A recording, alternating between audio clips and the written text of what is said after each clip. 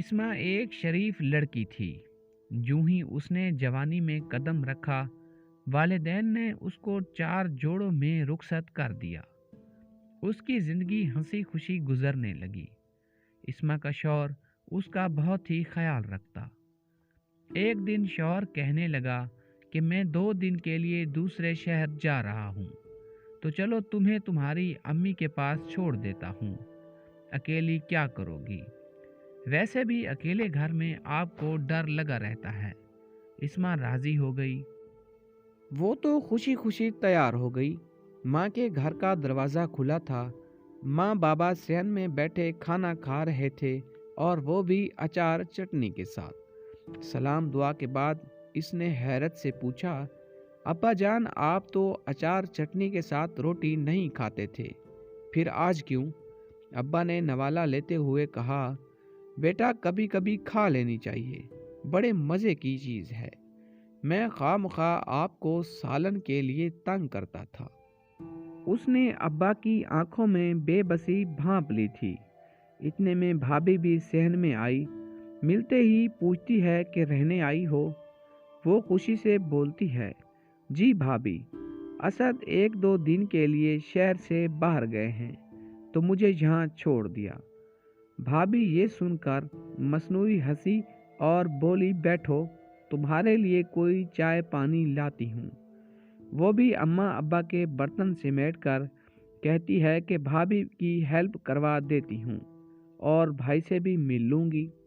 وہ برتن کچن میں رکھ کر بھائی کے کمرے کی دستک ہی دینے لگتی ہے کہ اندر سے بھائی اور بھابھی کی آوازیں باہر سنائی دی، تمہاری بہنیں بیاہ تو دی ہیں، لیکن اماں ابا کی چوکھٹ نہ چھوڑی۔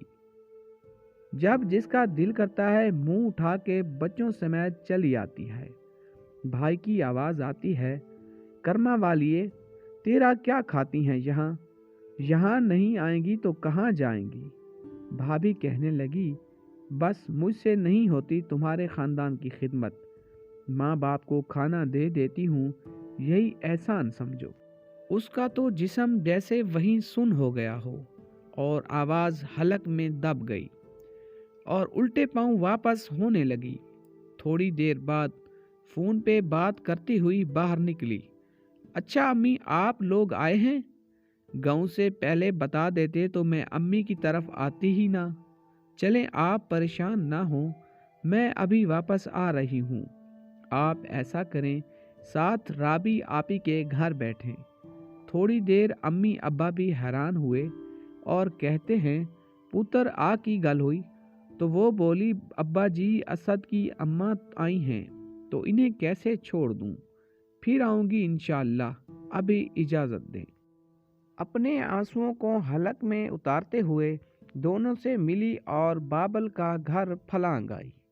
واپسی پہ ایک ایک قدم ایک ایک من کا محسوس ہوا، اور ہونٹوں کو پیچتی چلی گئی، جیسے خود کو حوصلہ دے رہی ہو۔ اسے پھر وہ بات یاد آئی کہ فصلیں جو کاٹی جائیں اگتی نہیں ہیں، بیٹیاں جو بیائی جائیں مڑتی نہیں ہیں۔ بے شک میکے ماں باپ سے ہوتے ہیں، لیکن کبھی ان کے ہوتے ہوئے بھی وہ بے بس ہوتے ہیں۔ رات کھانے میں اسے نمک زیادہ لگ رہا تھا، جبکہ وہ نمک اس کے حلق میں اترتے ہوئے آنسوؤں کا تھا۔